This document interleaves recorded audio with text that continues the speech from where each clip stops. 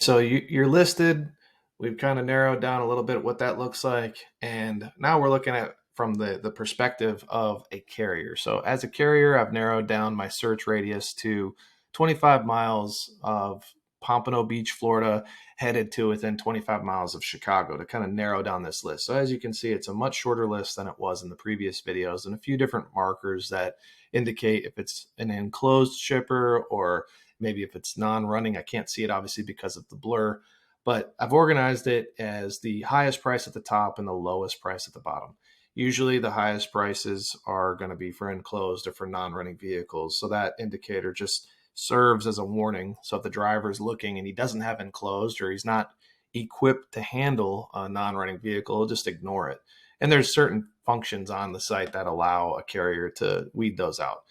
But as a carrier now, I'm going to start contacting the listing agent, the listing broker, and all the information I need is here, the dates, the vehicle information.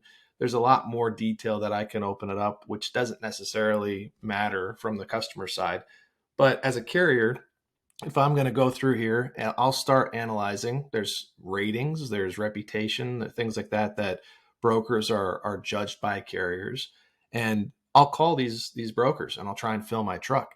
The standard car hauler is moving 8 cars on an open trailer. That's pretty common. So 14 vehicles are listed here. One of them might be enclosed or non-running. Again, I don't know what this is, but at least 13. I mean, there's a possibility as a driver I can fill my truck, but what's the motivating factor? So that's what's important to you as an individual. What motivates a carrier to want to select you from this batch of shipments?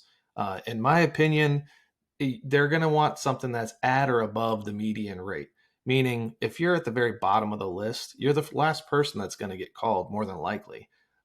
So, in my experience, the last 12 years now, if you're targeting somewhere in the middle of this pack, think number 7 and up, that's usually going to be enough to at least get a carrier to call. And then what's next? When a carrier calls, what is the broker doing for you at that point? That'll be the next video.